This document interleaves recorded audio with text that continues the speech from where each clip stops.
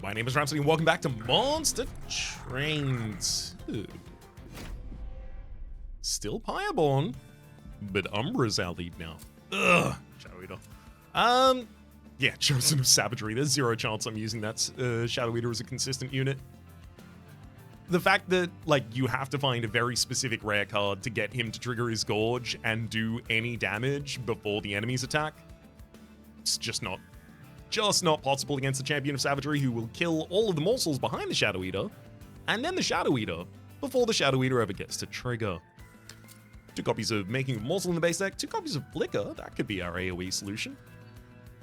Certainly will help versus the Flesh Weavers. Hope to get plus 10 magic power on that by the time we get there. Legend of Steel Pyreborn. Okay. Ooh! Start a turn, add a common or uncommon morsel unit to your hand. Yes, please. Seeing as I've got Penumbra as my lead, especially if beautiful, I can go for a Gorge line.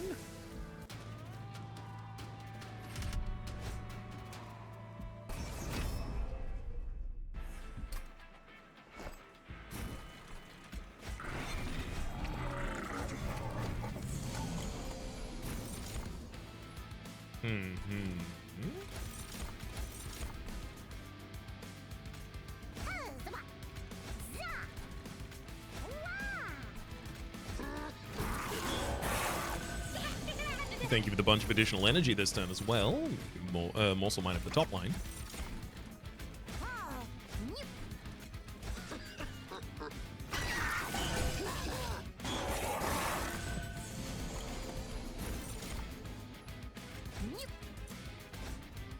Proto Heart Cage, just making absolutely certain that I don't have a...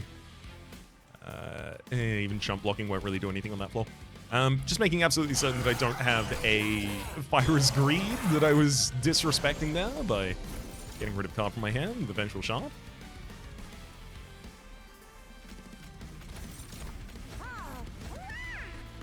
That'll do.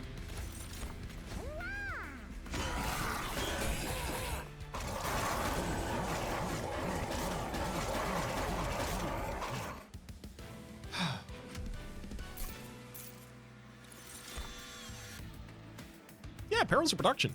Every single turn, I will have a morsel to give that to for the extra energy's sake. Which makes it a lot easier to play that alchemy. I mean, I already have my main... I've got 2 Gorge units, so really what I need is a Pyreborn unit to stand on another floor by itself. Titanite Endless. Cool. Can you stop? Miser. Sure. I kind of want to reroll looking for dualism, but if I did and I hit like your multi-strike quick, etc., I've got no target who is capable of taking those. I think I save all of my money from here so that I can go ridiculous at the next Merchant of Magic. Thank heck it's not Spikes. Start a battle, enemy units burn each floor, sure. So I think that's Shadow Eater, Miser, and then single morsel each turn.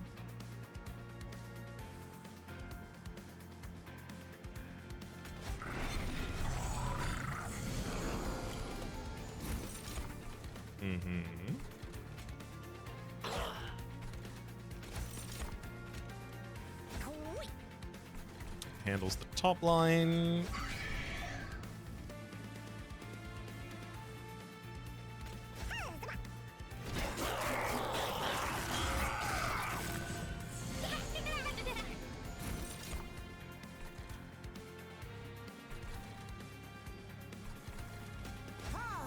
Always just gotta have a single one go. Sadly, we'll be letting that fallen champion through.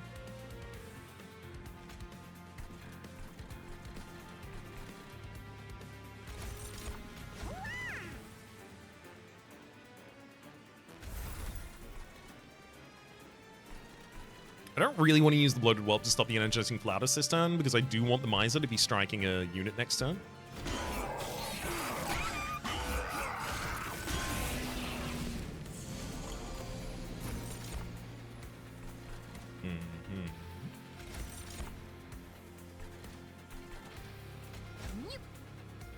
One AoE takes down the top line already there. Don't need to do really anything else.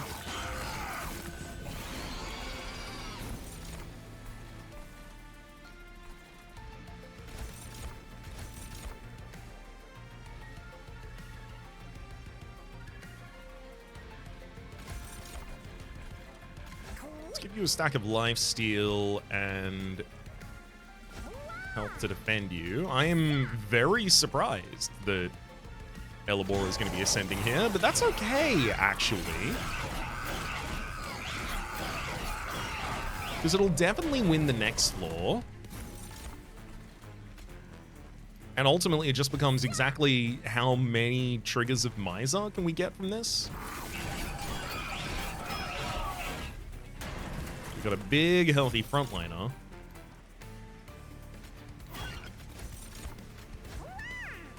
That'll do it.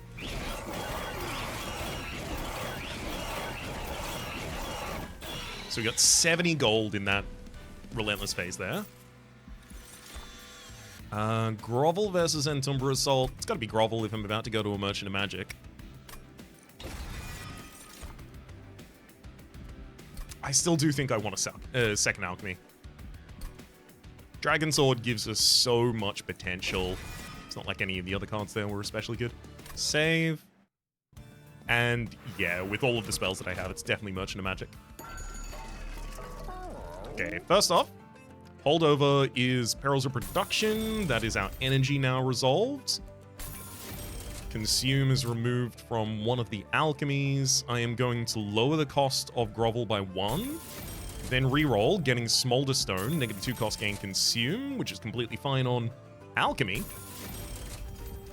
-1 cost Intrinsic. I like the idea of doing that to Grovel, because it's safety in the opening. Oh, I'm just short of being able to take Intrinsic and Spell Chain. No! I mean, like, you know, Spell Chain on Barrels of Production, ridiculous amount of energy. I think it's probably worth more.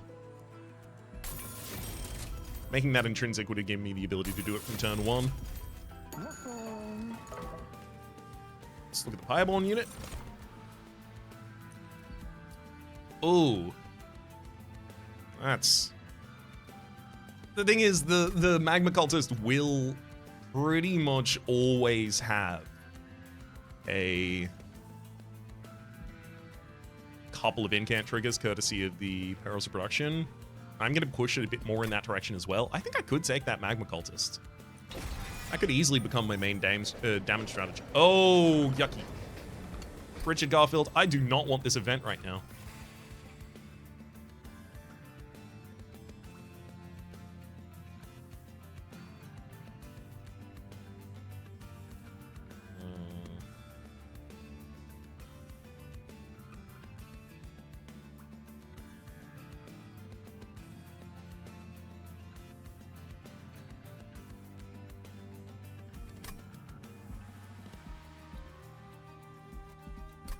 Adding a random card to our hand every turn is probably the one to go for here because of the amount of energy that I'm going to have consistently. That said, I do have to worry about having too many cards in hand because I'm not likely to take an energy relic at all, so I'm probably going to end up with a draw and a capacity relic. And I've got Large Mystery Box adding a card at the start of the turn, Entumbra adding a card at the start of the turn. The alternative here would be, I think, putting 3 Whelps just into a small gift box. Sorry, Jack-in-the-Box. Just so that I can get them out of the deck in the deployment phase. And other than that, it's basically irrelevant until I get things that care about Whelps. Give him the Large Mystery Box.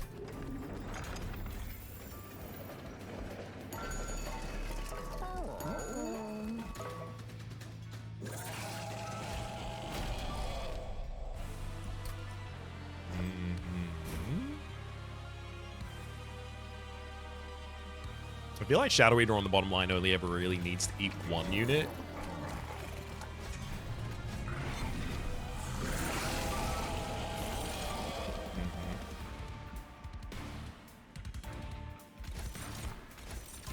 Make some morsels to start with. We'll give energy to the bottom line.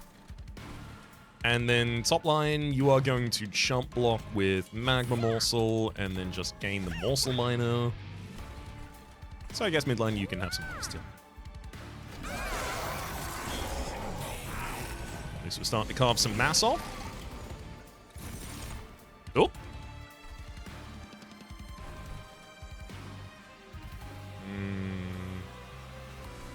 Soul Smelter is interesting. I definitely want to try and find... oh boy, but I want to get the Sombra on the bottom line. I definitely want the unit that uses this to live the battle. And I'm not likely to beat the enemy on the bottom line, so it's probably got to be Penumbra that wields it.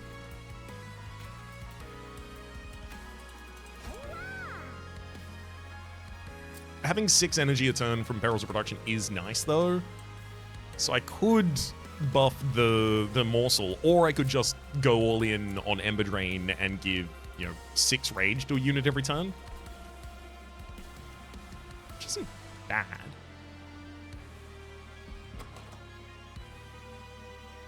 I almost never use more than 6 energy in a single turn. Like, the fact that I've got 2 3 costs in hand is absurd for me right now.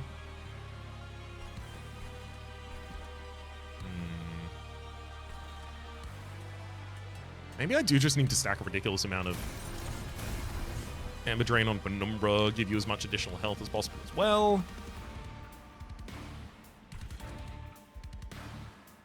Now, this midline's pretty obvious to me. It's Bloating Whelp, and then explode of both of those, summoning 2 Fleshlings, then kill those Fleshlings and summon another Fleshling. Beautiful. Soul Smelter, Calcified Ember on the top line. Let go!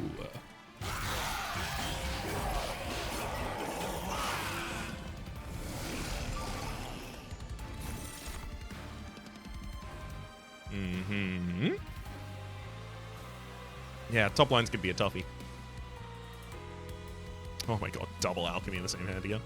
And one of those is from the large mystery box, even.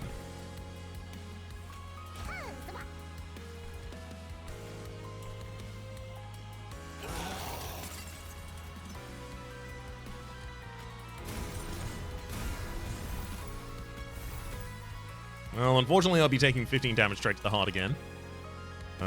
Oh god, and with that Fleshling ascending, I'm going to be doing it again next turn? Yuck. Unless I draw Flicker, but I don't think that's in this cycle at the moment. Ooh, Glutton's Maw. That's nice.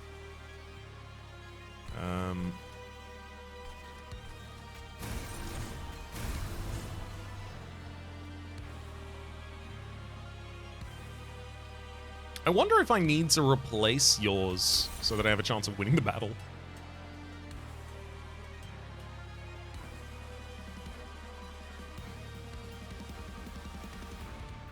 We've carved a lot of mass off Fleshweaver, which is nice.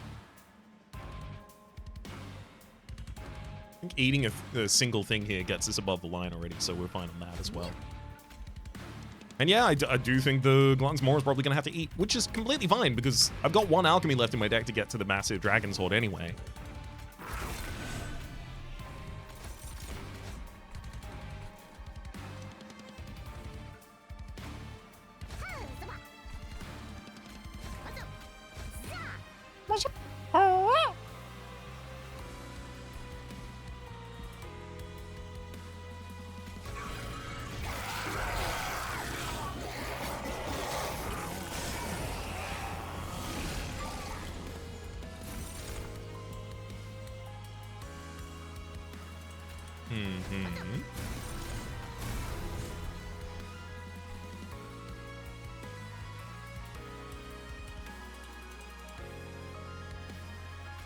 Magma cost. Extend the size. There you go.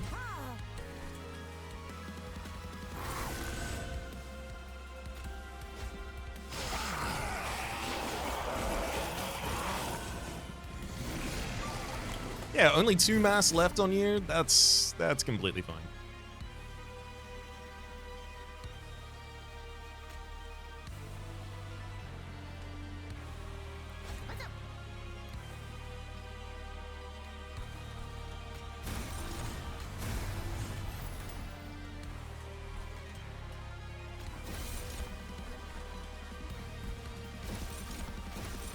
a bunch of Pyre Gel to the bottom line, just to hand them out.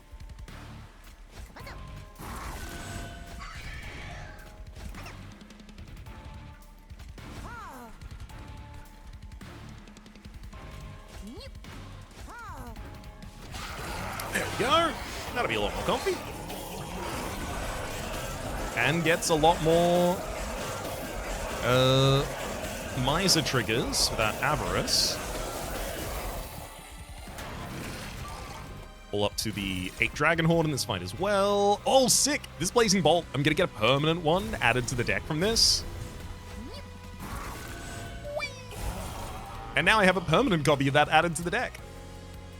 Because Blazing Bolts destroys itself, removed from your deck from the rest of the run, and adds a stronger version of the card to your discard pile. So if you get one of these from the large mystery box and then play it, you get the second Blazing Bolts in your deck permanently, which is nice because just a couple additional sources of damage is pretty much exactly what we need.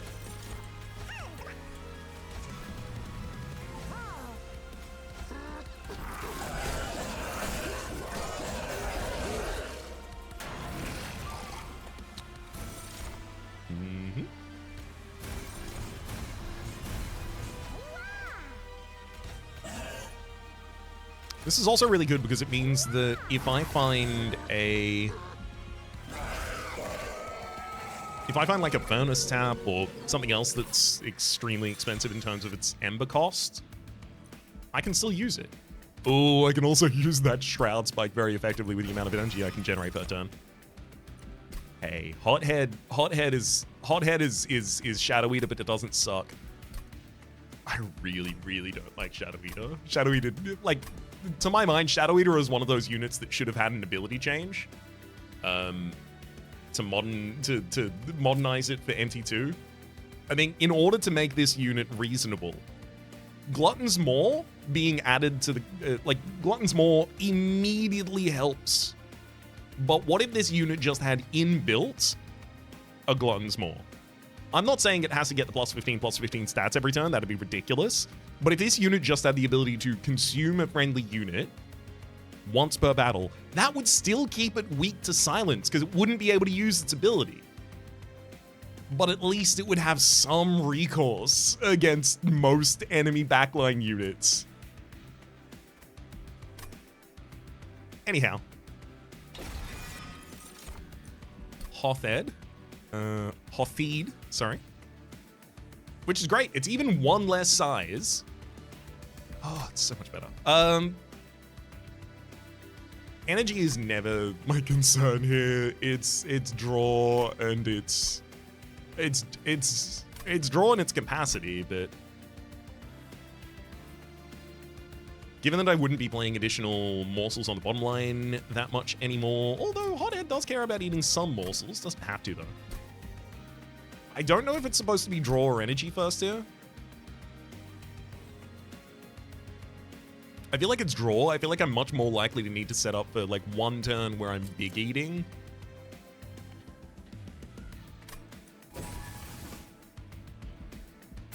Also lootable 8s. Yep, increase that max hold by 2. Beautiful. Increase the max hold by 3. Oh! Can I dupe? Can I dupe? Can I dupe? I can dupe. Okay. Well, I'm gonna go to the Merchant of Steel. Dualism? Oh my gosh. Let's get the Pyramanes. Look at the Light Forge. Gorge a little better. Now, Dualism... Oh my god, so many of you want so much of this. Dualism for Magma Cultist on the bottom line, pretty cool. For Miser on the bottom line, pretty cool. Well, Magma Cultist doesn't need to be played at the start. We're not really doing an in-camp build thing at the moment.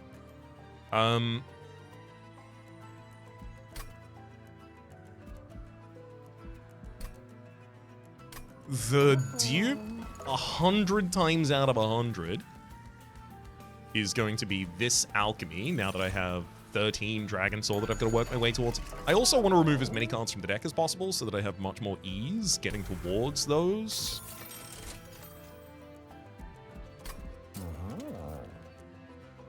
I'm worried that dualism is a bad idea. In 9 hits of Miser, it'll pay itself off. 90, and then I'd reroll. What do I even want on the Hothead? The large stone would be nice.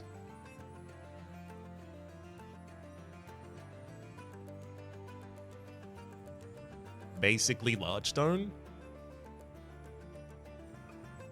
Hothead doesn't have to be my frontliner. But then who would be?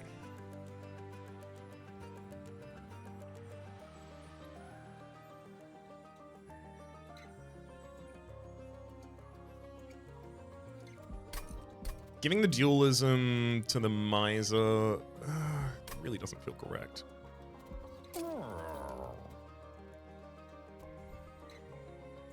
Any equipment the Miser wields would also be affected by the dualism. Fine, you can take that. I'm gonna reroll. Thank heck I found a large stone. Helps the damage and the health of Hothead, so now you absolutely can be our frontliner. Quick and plus 10, not really especially relevant on any of these. I could go damage shield. I was hoping to get multi-strike with the Miser because it would actually pay itself off very, very quickly.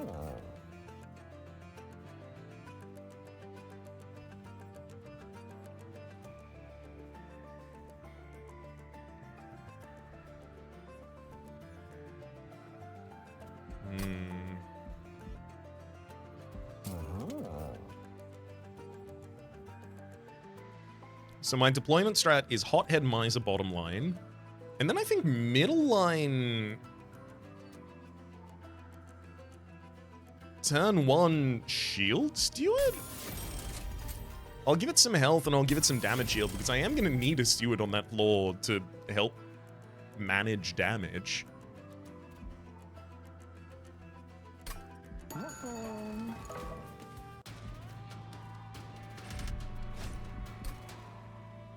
Merchant of Arms has an Empyrean well next to it as well in the next area.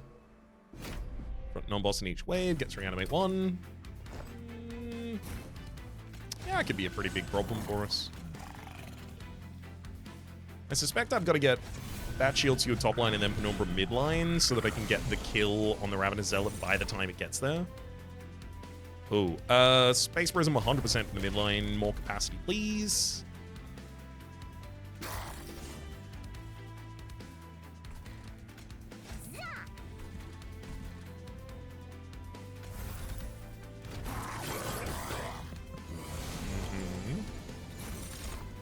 God, I wish I have additional energy this time. It's so good.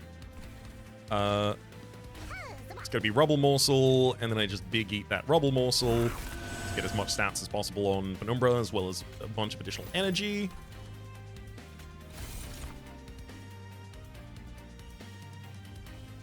Okay.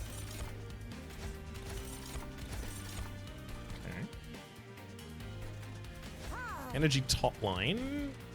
And then all of the rest of these have got better places to be. Damage on the midline will kill the Ravenous Zealot. I think stats are really important for the bottom line.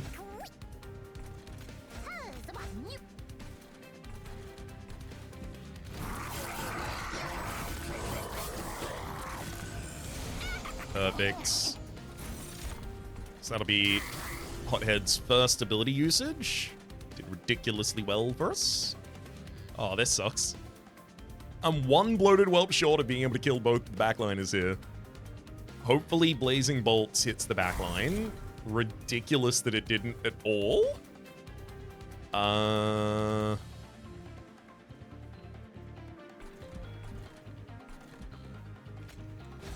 How annoying. Well, I'm capable of taking down the Ravenous Zealot at least.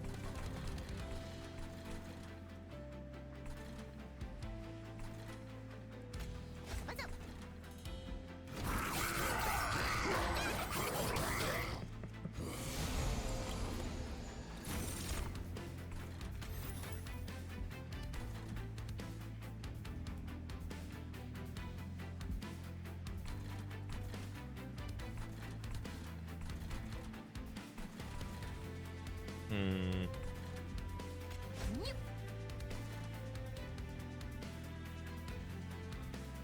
I mean, I feel like I'm probably best served here just by dropping the Calcified Ember.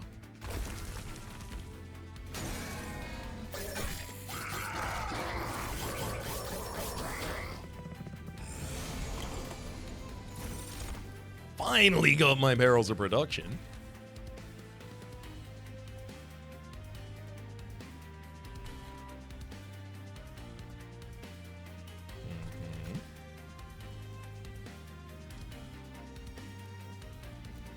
I'm gonna give it all to this bottom line unit so that I can use your ability next turn to do an AoE sweep. Then that leaves me with the ability to go Loaded Whelp, Explode, Liquor, Fanning the Flames kills most of the enemies on that floor.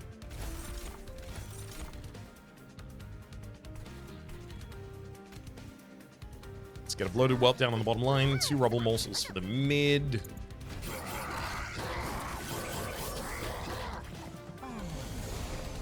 Perfect.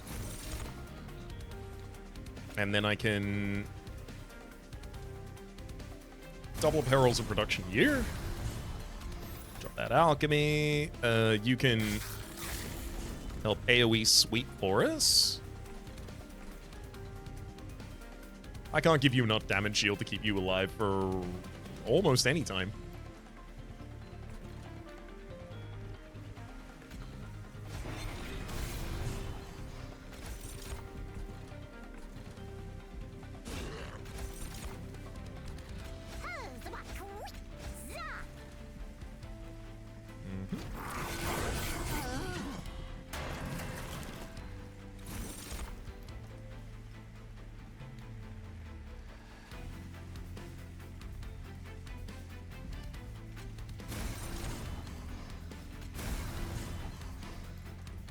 Siphon, so it's only enemies. Damn. Ugh. Oh, this is so annoying. I would love to play Alchemy one more time. I should probably still loot it at the end of this, though. I get to kill 3 enemies with Soul Smelter, so it could give me 1 more Dragon Sword if I could kill 1 more enemy.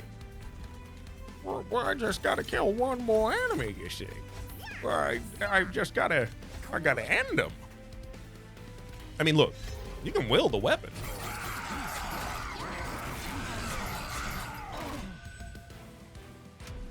It's just not gonna give us Horde. Good lord. Wretch, return eaten units to your hand. Well, I mean, that's certainly gonna set up the capacity.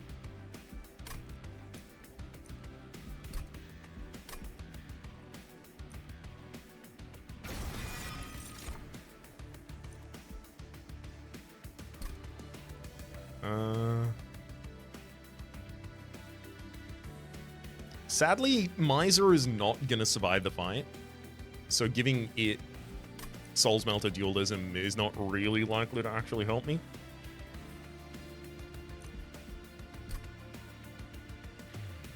That said, I could still just put a Soul Smelter in the deck so that Penumbra can help collect that.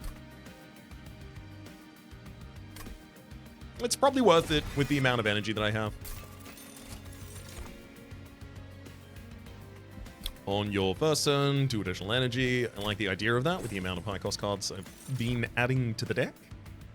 Ooh, when a unit without Pyogel gains Pyogel, it gains 6 additional stacks. Really good, but I don't have any reliable Pyogel application. I will eventually get the, when you move between floors, gain Pyogel, which this would be great with. But there's also Dante's Footstool, and I don't have a room in the deck yet.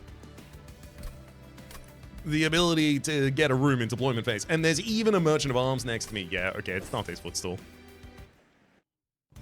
If I can just silence the bottom line, oh boy, we save ourselves from so many things. Echo Vault. Yeah. Done. I do also think I could probably take Energy Upgrade and put that on the Engine Upgrade, rather, and put that on the top floor. That said, I don't think I need to. As for our Empyrean, well, Duke here, again, 100% of the time. I have 13 Dragon Soul that I need to get in a fight. I need to remove a lot of cards from this deck.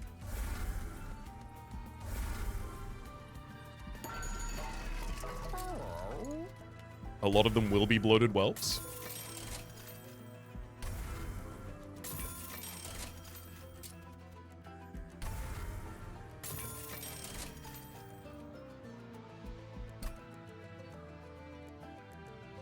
I could take Meat Shield and just throw that on Hothead rather.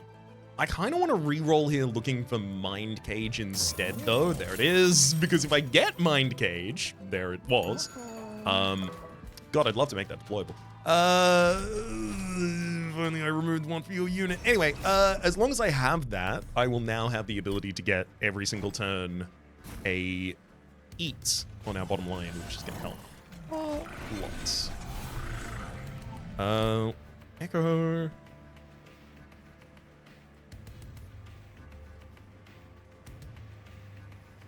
I should echo the middle line, because most of the things I'll play are going to be relevant to that line anyway, but also the Shroud Spike will be. Oh, wow. Well,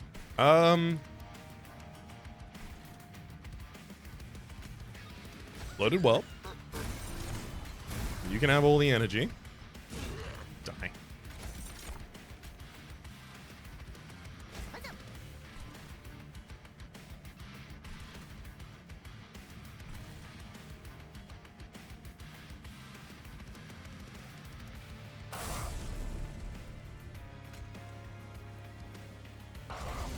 Yeah, the frontliner needs to go down by the time they get up here, otherwise I'm going to have a lot of difficulty. And then let's double that alchemy.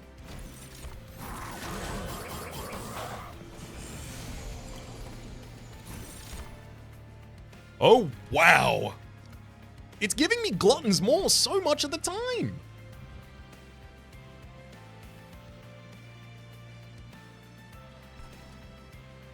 I have to give the Glutton's Maw to Penumbra, so if the Soul Smelter is going to go anywhere, it's going to go on Miser, but the Miser can't. The Miser won't live.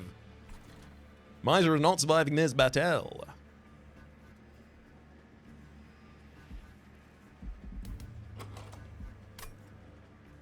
Okay, so Wretch. I'm going to give it a Rubble Morsel. I'm going to Perils of Production that Rubble Morsel a couple of times.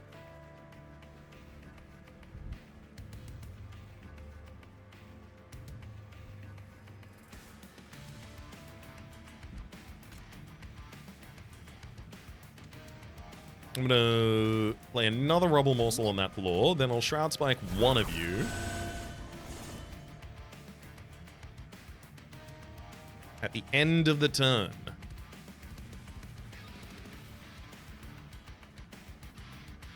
Is that gonna retarget the Shroud Spike to the next available unit that can take it?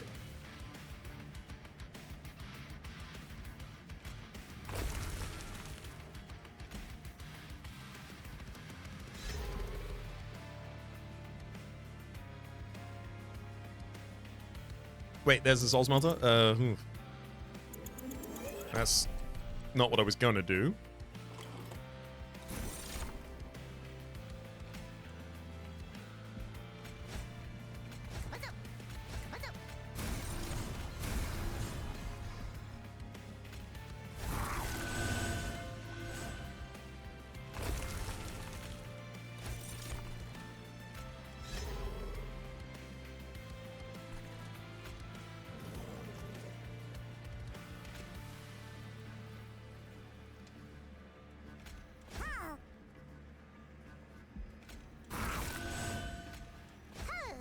Okay, so it's trying to target the exact same position.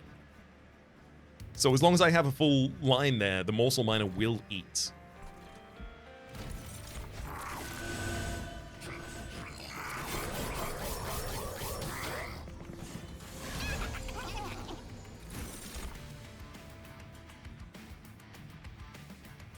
Remarkable.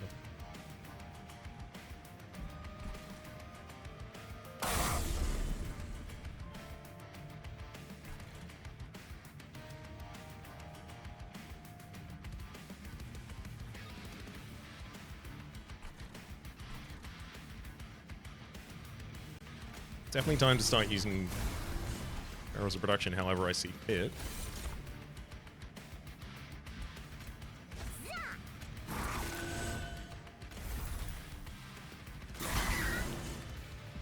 Yeah, that's got him down. Oh, it's fine. Another... Yeah, Morsel Excavator there. And then I can do Alchemy on this floor instead. So I'll get all the way up to 12. He's getting Bigel against additional slot. Not really relevant, but I'll throw that in on the bottom line. Why not?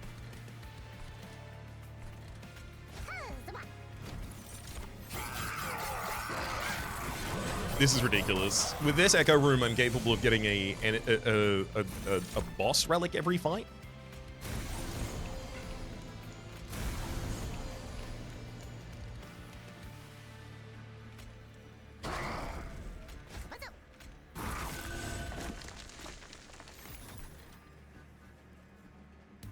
Nah.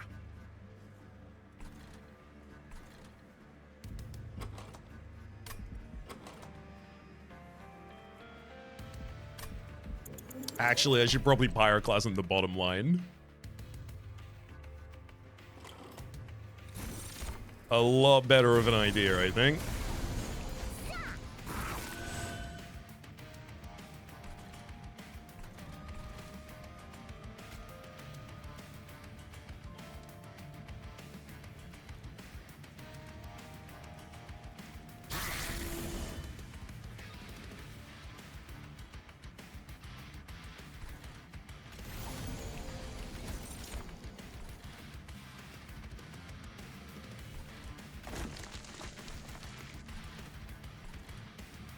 Actually, it's way worse, right?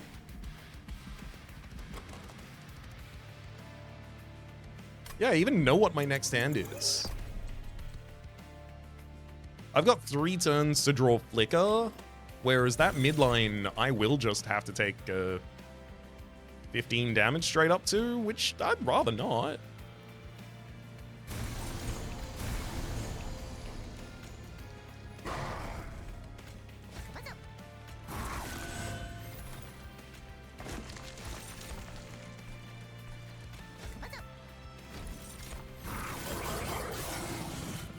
There's all the alchemying I need to be doing.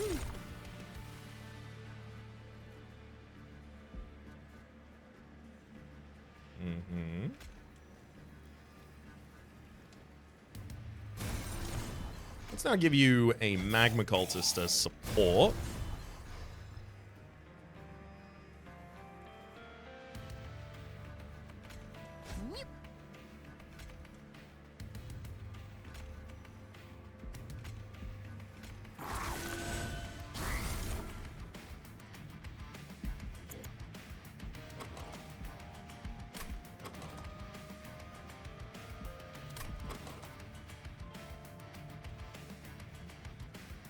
Oh my god, was that a new Blazing Bolt I just played?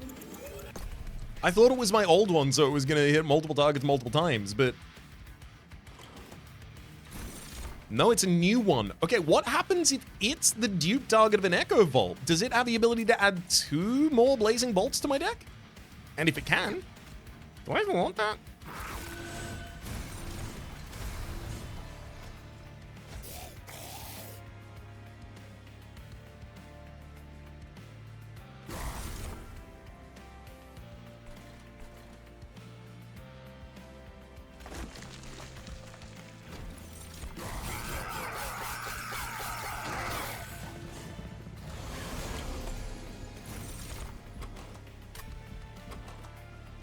It does appear that it has the ability to... My god. I mean, yeah, they just lose on the next line, so it's about trying to make sure the top line doesn't take any additional damage. Done.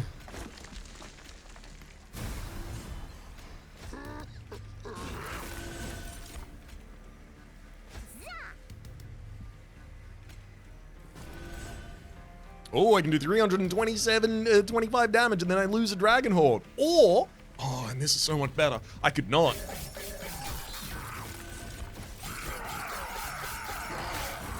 Oh, it's so much more powerful not to.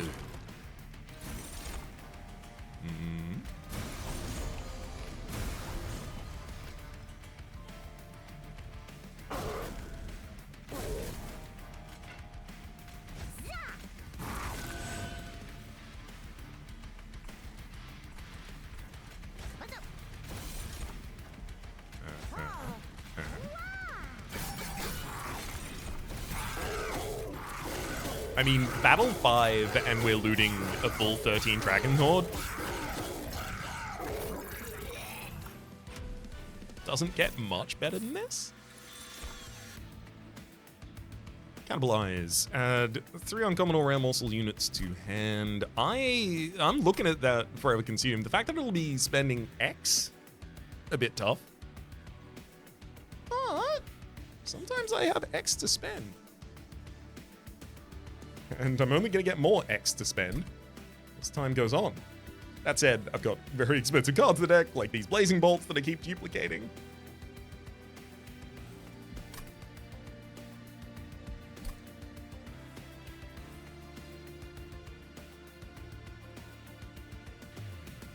Shadow Eater just isn't getting another look in. That's not happening.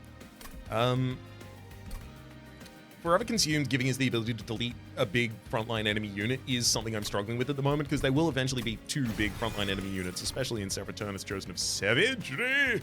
Oh, reduce units cooldown timer by 1. That's actually fine. I thought that was ridiculous because it's Mind Cage, but I forgot that I have Mind Cage. So I could just use Mind Cage as Mind Cage.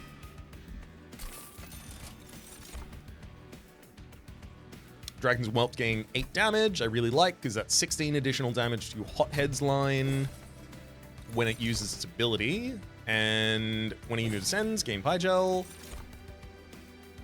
Now, it should be my decision here based around whatever is capable of getting me 13 Dragon Horde in the next fight as well. Next fight's going to be up against Kale. Bottom line... Wait, where am I? I've got to go to that Merchant of Trinkets. I've got to go to this Merchant of Arms as well. That's my last opportunity to make the Mind Cage deployable, which it needs to be before we get to Serapeternus Chosen of Savagery.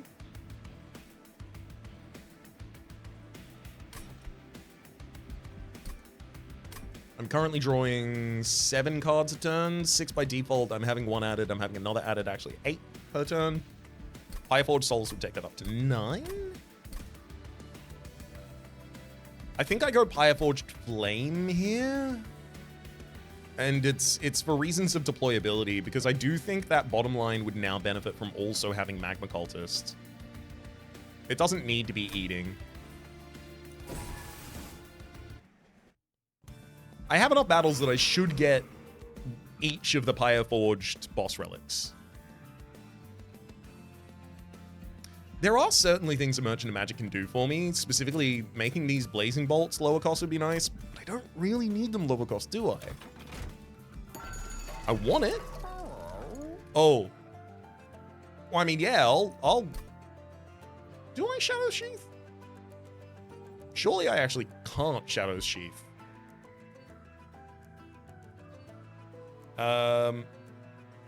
Or I could just ignore that I have a Miser and just run Shadow Sheath Hothead botline. Actually, that slaps so much harder.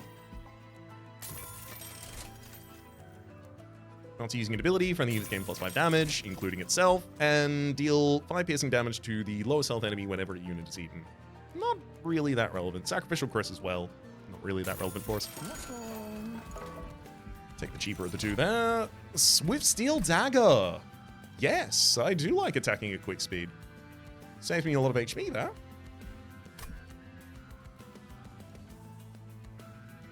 Although I got to admit, Crucible Extension's pretty interesting. The fact that I am going to get a capacity extension. In fact, after this next fight, I'm likely to get 2 capacity extensions. One from the boss and then one from not the boss. Do I ever run the bottom line as, like, Penumbra down there as well? Maybe if Hothead got a mini-stone.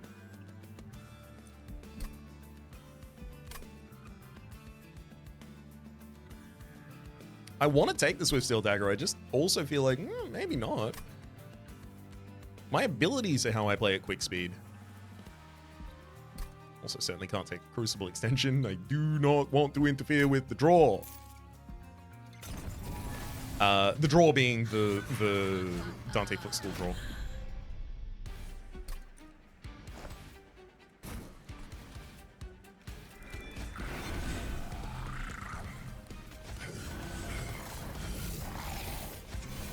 So I know that Incant is only really being used on the bottom line, but...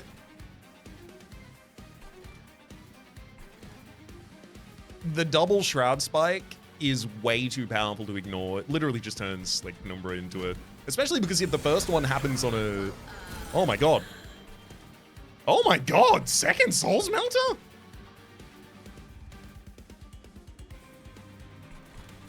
Oh, never mind, I gotta go back to the top of the battle. I totally forgot about the Shadow Sheath thing I did. So yeah, bottom line has to be just the guy.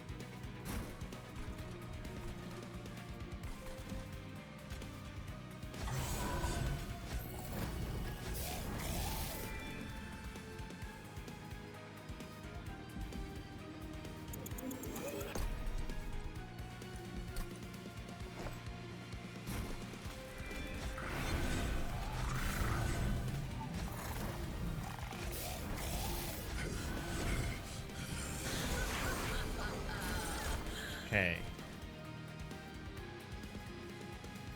Oh, this is goddamn ridiculous. So, first things first. Oh my god, maybe I just Souls Melt at the bottom line? And then AoE every second turn? That doesn't seem good. Okay. Rubble Morsel. Then Shroud Spike, eat the Rubble Morsel. Then I have to go to a different line to play Making of Morsel, play it in the same position. Now it's going to get Shroud Spike at.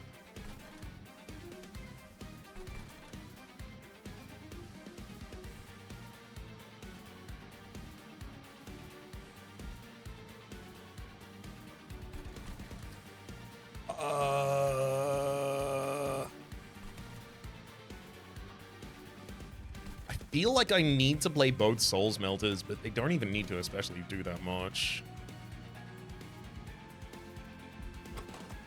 I don't know how long until I'm going to get my Mind Cage. Do I want to rely on just using you every second turn? I think so at the moment.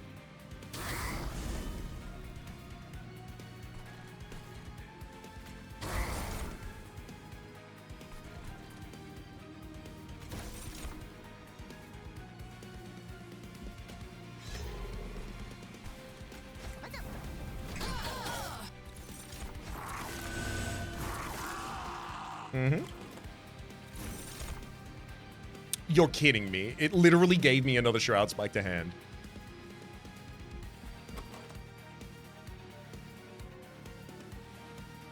It's actually kind of disgusting.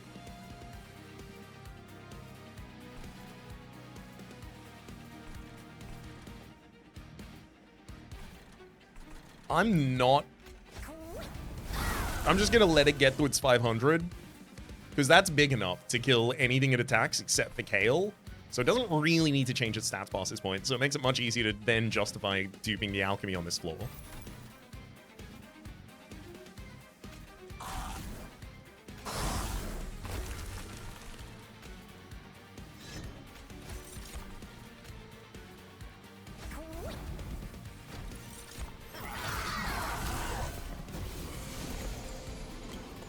And again, we recall, wow. Oh, stop. What is this? What are you doing? I did take the Teeth of Gold. What? Okay, Rubble Morsel, Perils of Production, Shroud Spike. That kills the entire floor, as well as gives us a huge amount of energy back. I really don't need to Shroud Spike on that floor. I can. I don't need to, though.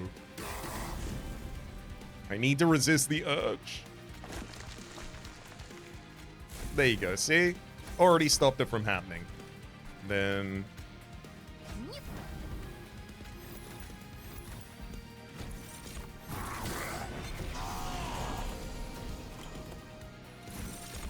done. There's that Mind Cage. You've already got Soul 6. You don't need to have any more Soul than you have.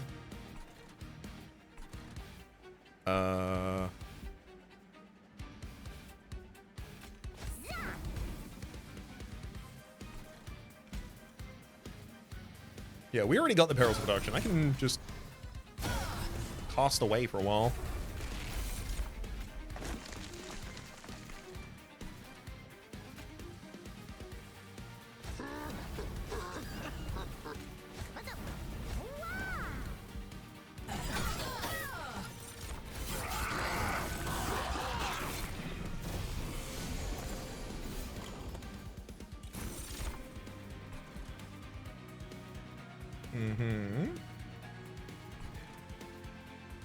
And now, Hothead, it's time to show them your worth.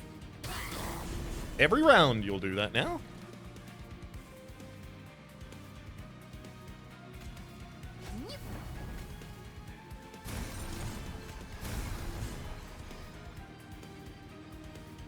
I guess you can hold a Soul Smelter, no reason not to.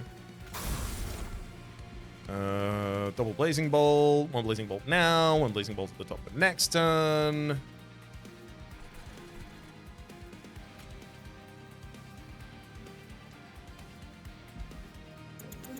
Actually, maybe duping the Forever Consumed is going to be a lot better there.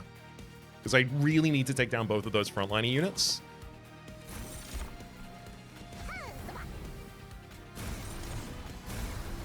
And it directs its damage to the enemy frontline. And if I don't care about Soul Smelter at all, why would I play it? Literally next turn, all I need to do is play an Alchemy in midline and I win.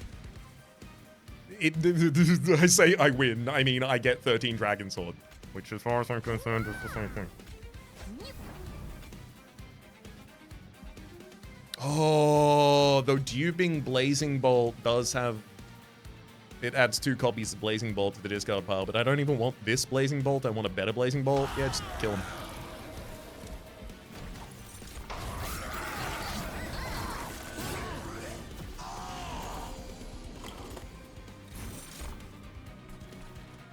Whoop.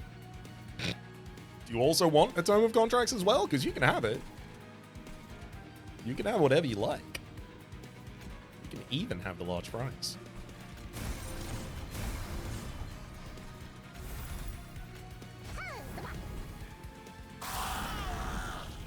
Great work, Hothead.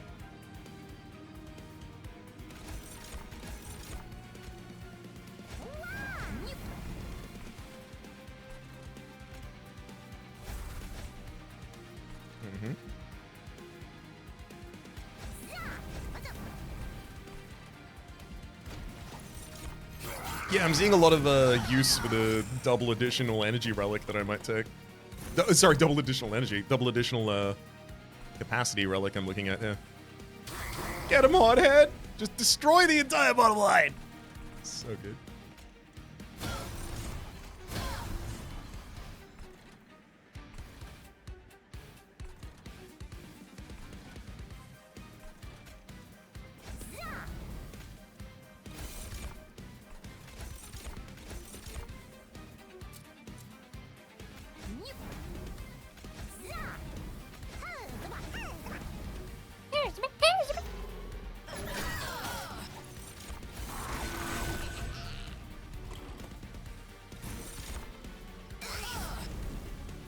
Damn, Hothead. I know there's a Penumbra on the next line, but you got him. You did it. You're actually going to keep your soul. Woo!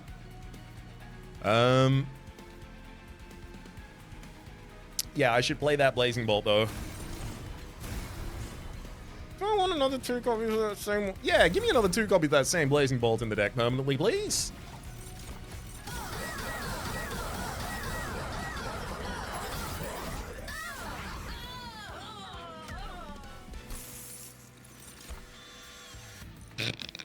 I can't imagine something I need much less than Blazing Bolts.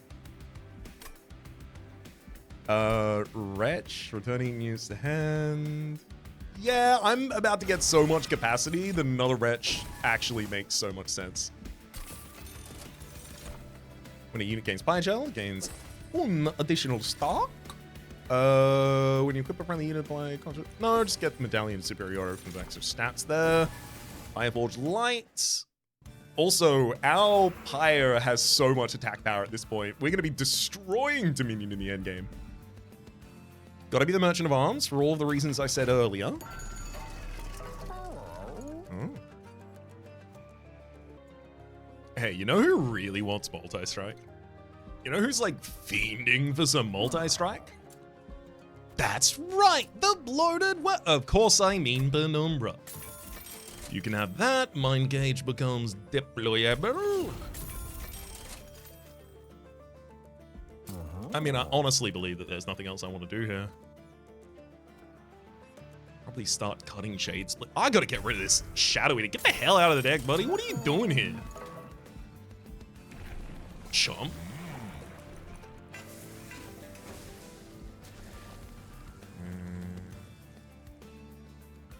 And for my next dupe,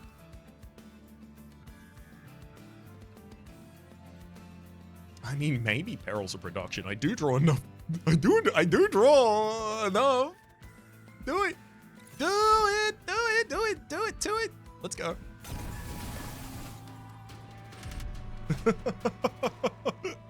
-1 energy per turn. Yeah. What do you mean -1 energy per turn? What are you saying to me right now? I don't understand that. Is it related to the 12 energy a turn I generate regardless? It's gotta be, right?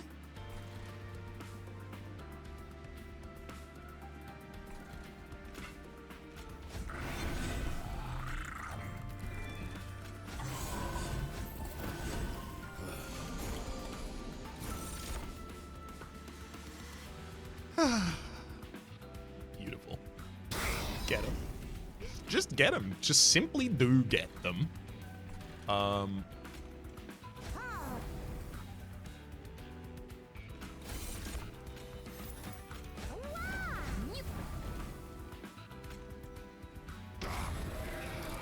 Hit you with a straight 240, because, yeah, you're going to be a little annoying.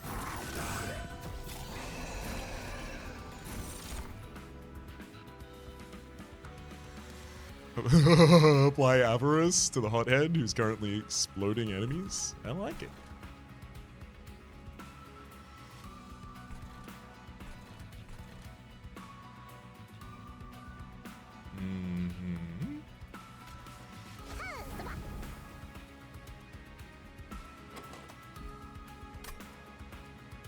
I mean, just always going to be retching. Oh, and that's already enough to get that floor down? Great.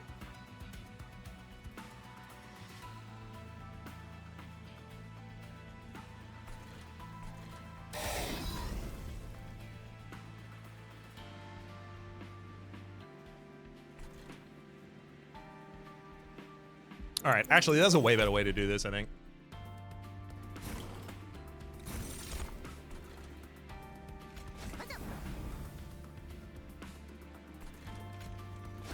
So that was that wretch.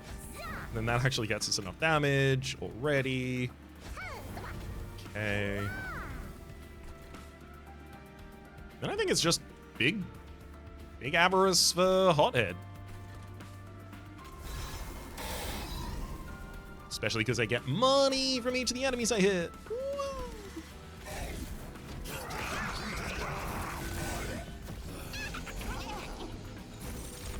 Perfect.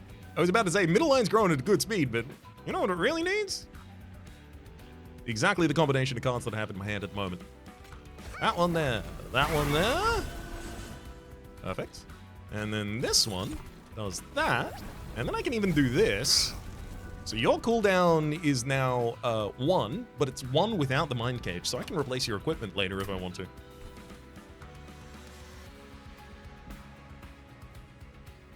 I really do need the additional Shroud Spike for this mid lane, just courtesy of the big health enemies that are coming up.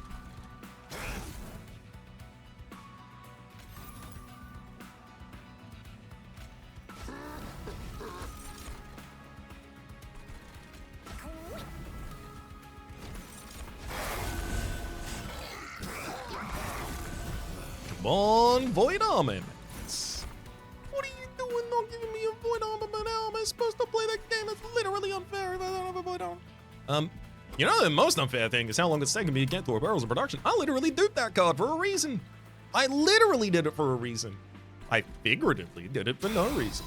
What do you need down here?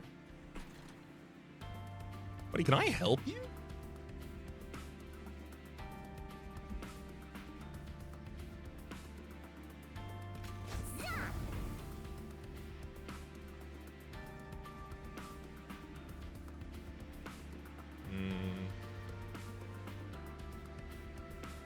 All right, I'm doing it. Magma Cultist. Cursed Dragon Staff for the Magma Cultist. Time for Perils of Production. Decent amount of damage on the Terrifying Amalgam. Probably not going to be able to kill him on the next floor just by myself. Just by my own bitty lonesome.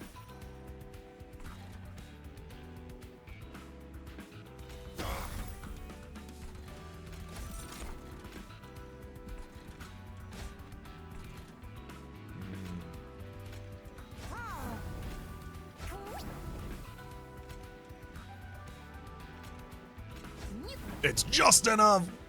I gotta say, this Teeth of Gold amping its damage by Pyogel is actually doing significant work. Look, you gotta put credit where credit's due.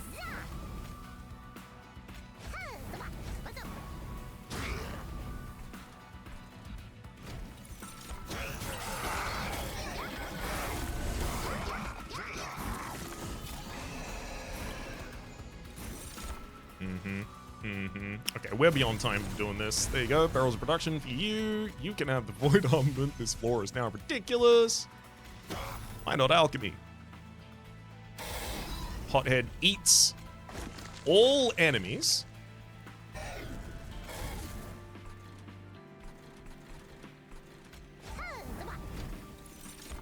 And there's that 13 Dragon Horde I needed.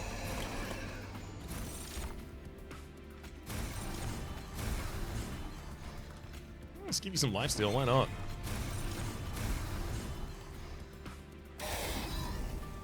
Yum.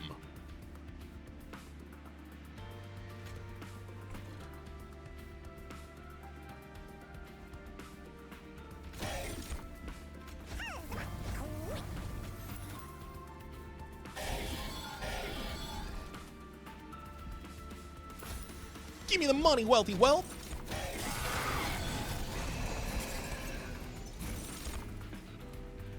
Remarkable.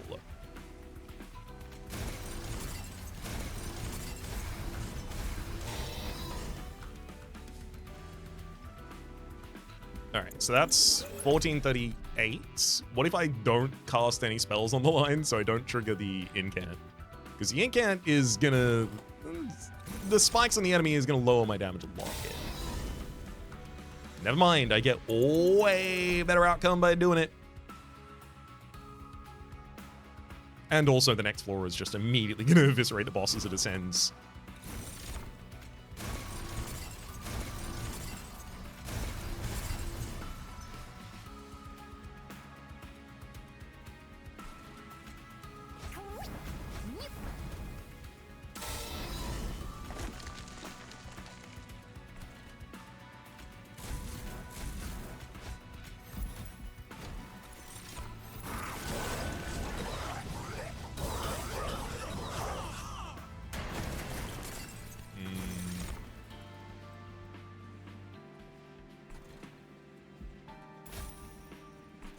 One more trigger to the wealthy whelp, and I think it's about as much money as I'm capable of making.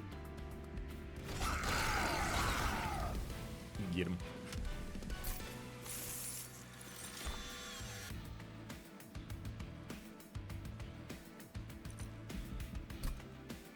Broadly unnecessary. I have so much health that I don't really foresee payoff being necessary, but if it is ever necessary, I'll want it so damn bad. I think I'll take it anyway, because I've got a lot of health on the Proto Heart Gauge, and I'm about to get a bit more because I get another boss relic. It should make it pretty much impossible for me to die, though, which is the ideal. Plus 3 damage to any spells. I mean, it literally just gives plus 3 to a flicker once. No, thank you. I'll take Shale Shell then. And then the Sizzling Firecracker. Fireforge Solace, draw an additional card per turn. Woo! Oh, I love doing that. And now I can't even generate another one in the boss fight because I've taken all of the Pyreforge relics.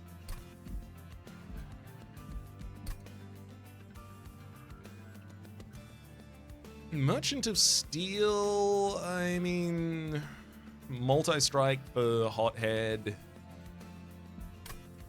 It's really very little that I want from Merchant of Steel at the moment. Alright, it'll be Merchant Magic then. Although first, Trinkets. Artificial Firestone, 3 additional deployment ember, great. Redefine Void, friendly units enter with Lifesteal 2, less relevant, but I could take it. I'll Volda's Tuning Fork as well, because it's cheap enough. Hey, Odie's Totem. +1 energy per turn. All I have to do is give up the 3 additional deployment ember I just took. I think I take. Although I really don't need. Judge's Scales. Deployments. Discarded number of cards and then draw that many. I guess the downside of that is I don't need to do it at all. X-Cost cards. All cards that cost 3 or more have Permafrost. That's actually going to be a problem. That's going to short my draw a lot of the time. Because I draw and then I generate 2 cards in hand after. So I only need 1 frozen card in hand before I'm over.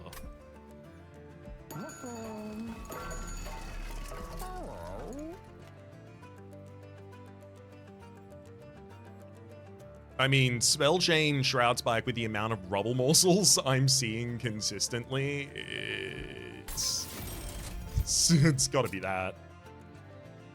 -1 Permafrost. I mean, this could go on a bunch of things. I really want to remove Consume from Shroud Spike, so I want to re-roll and give that the opportunity rather than spending it here.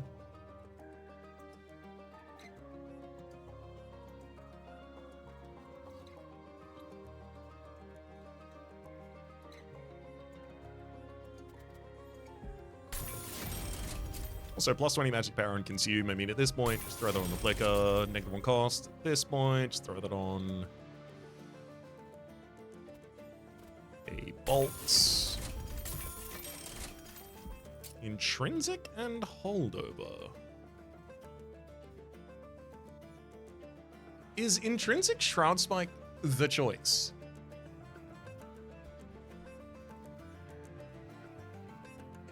Because I will always have at least 1 morsel to eat on turn 1 with that. It's just I really, really, really desperately want it to be a very specific morsel. But it's my greatest chance of getting good stats on turn 1, so I really do think I do that. There's almost nothing here that's worth giving holdover to. -2 cost consume. I mean, yeah, one of the Blazing Bolts, I guess. +10 magic power, probably the flicker.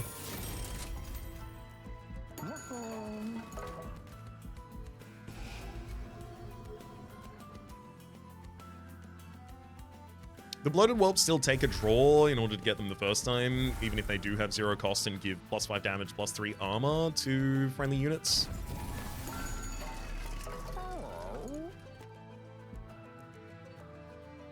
I don't need Odie's Totem at all. It doesn't actually help me. I think I'm much better helped here just by taking 2 cards out of the deck. And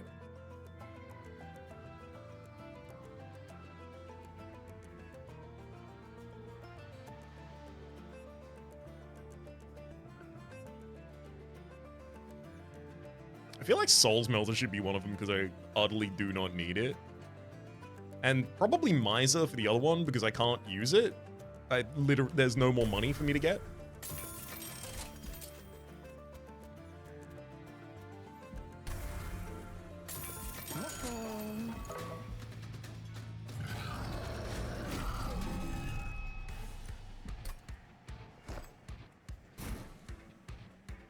Beautiful.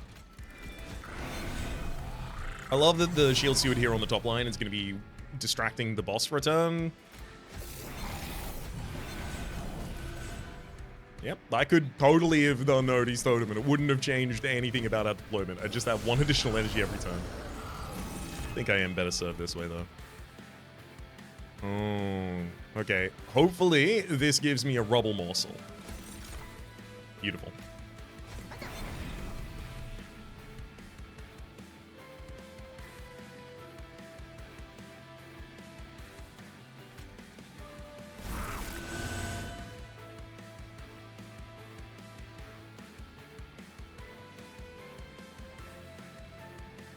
Oh my god. And then I retch. Bring that same rubble morsel back. I put it here. Then I Shroud Spike, eating that rubble morsel again.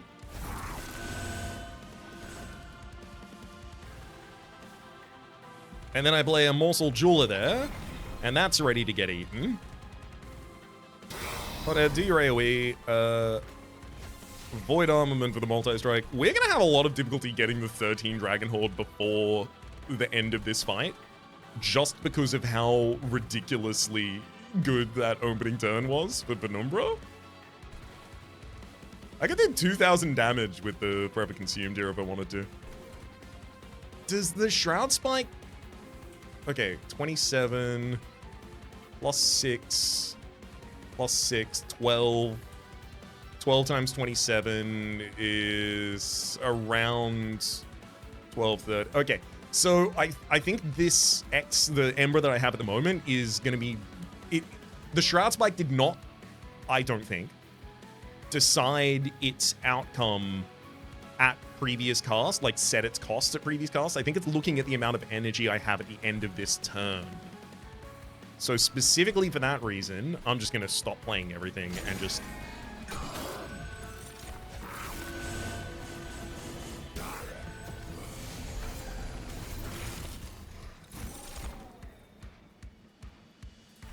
Yeah. That felt correct. All right, Dragoon. Good work, Dragon.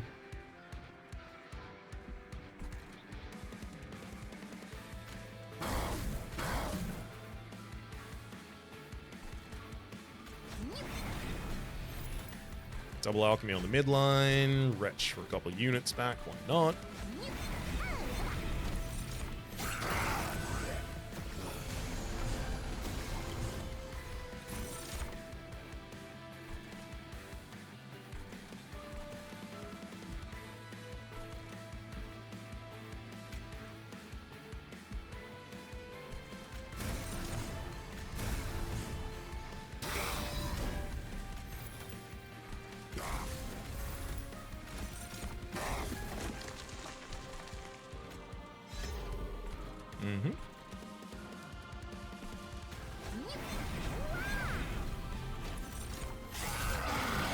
I mean, we're almost up to the 13 Dragon Horde already.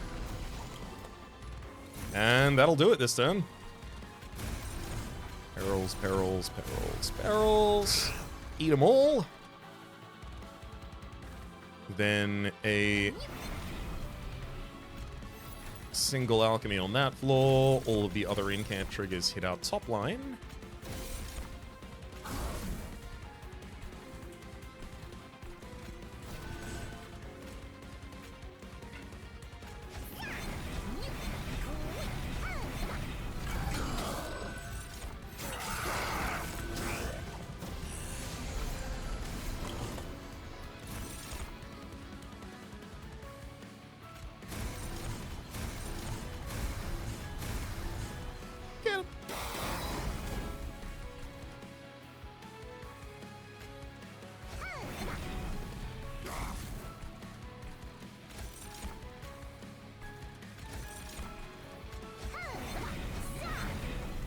I mean, yes, I'll use I'll use payoff to heal 1 health.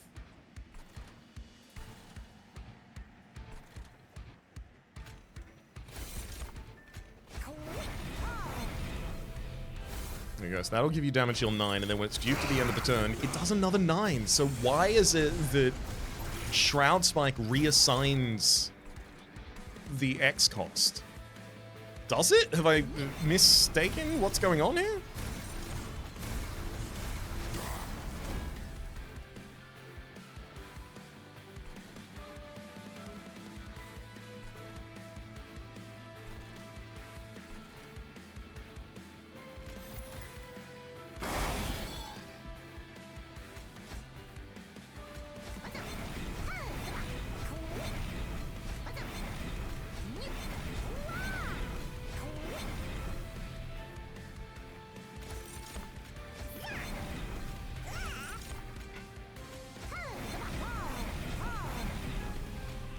Greed. Kill all my own guys for 10 gold a pop. Or just retch at the start of a turn. Big handful of morsels. And I still get to draw the double perils of production. Hell yeah.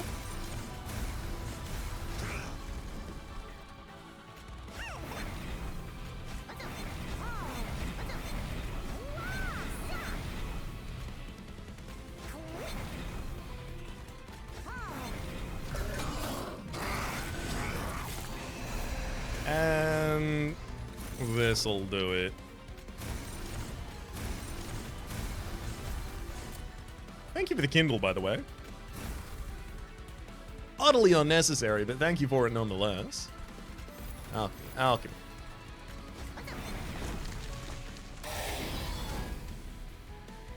Let's just hit him with a forever consumable 1,600 damage, I think.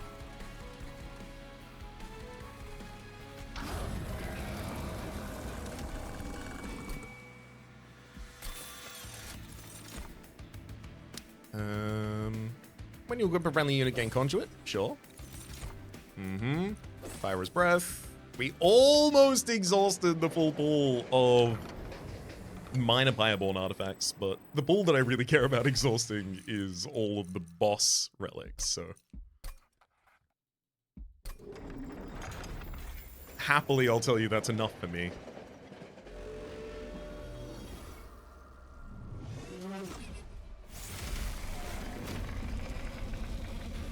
Come on, basically the same opening, because with the amount of damage the Pyreheart has, like, we're at a good shot to be able to kill within the first 4 turns, which is not typically something that you get to do.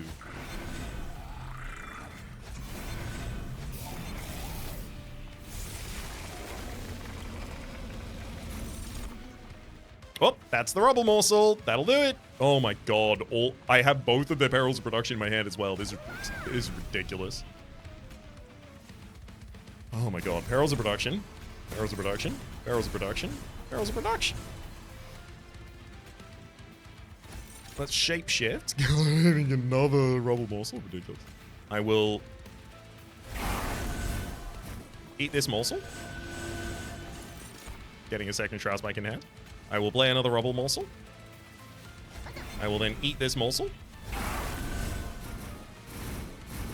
Oh my god, we actually pushed entropy off screen with that. Beautiful. Then on a different floor, specifically, importantly, a different floor, I play Making of a Morsel, and then I summon that there.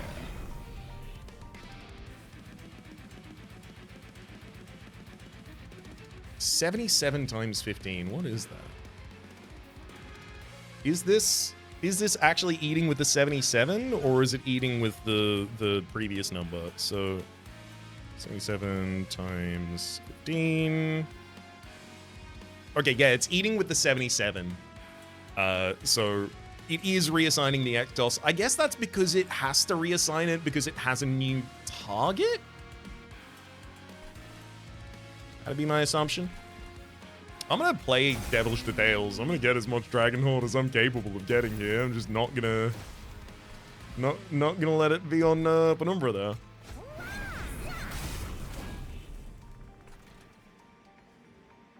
The fact that that number hasn't changed when I spent any energy actually concerns me, though. Forever consume for 6,000 damage?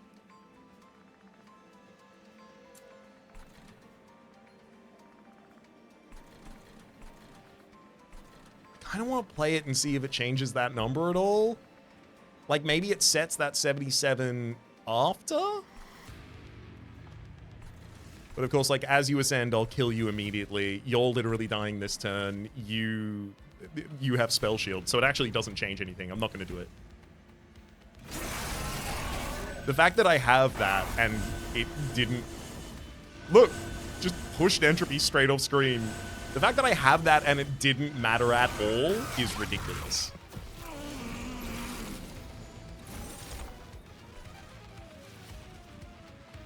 I mean, if I want to end this fight as fast as possible, the thing that I dupe is Pyrelite every single time.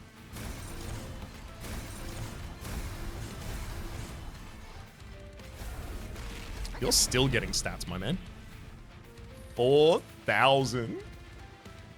Killing Entropy turn 1, Savagery turn 2. I don't think I can get Dominion turn 3, but with the double Pyrelite, we'll try. We'll certainly try.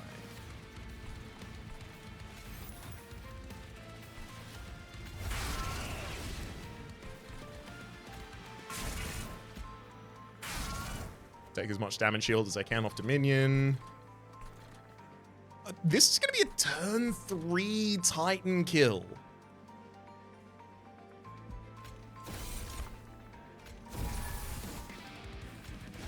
I mean, damn.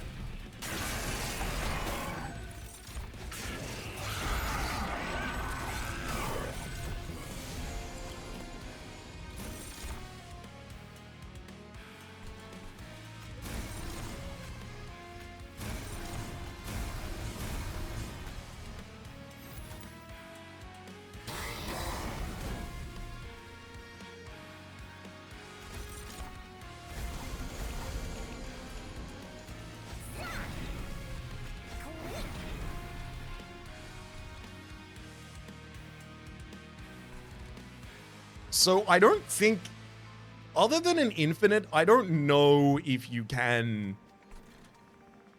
there is certainly some setup that gives you the ability to win on turn 1. It's really hard though, because Dominion needs to be given like a huge amount of melee weakness in that combo as well, in order to make sure that it dies. Because you can do stuff like this and Penumbra the Savagery on turn 1 or Entropy on turn 1. That's not as hard. The Dominion dying on turn 1, much harder. Winning the entire Titan fight in 3 waves? Having a 6,000 damage forever consumed? I think that's pretty damn remarkable. I think that's about as good as it gets, and I'm going to give Multi-Strike to this ridiculously large Penumbra as well.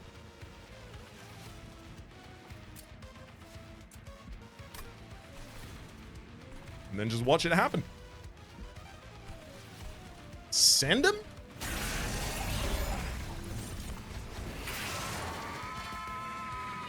All right. I dare you, game. I dare you to tell me that we haven't done anything that is worth your praise, admiration at least. All you have to do, a single statistic that you're like, oh, you did more of this than you usually do. Okay, look. Fanning the Flame damage gain being 9 rather than the previous best of 3, and that is all you have to say about this run, is ridiculous. But hey, we at least broke the streak of the game having nothing to say about our personal records.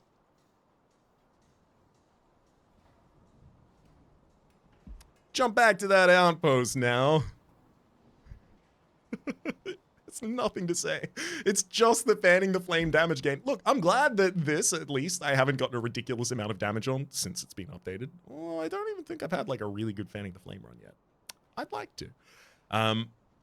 But all that to say, this was included in a recent-ish update.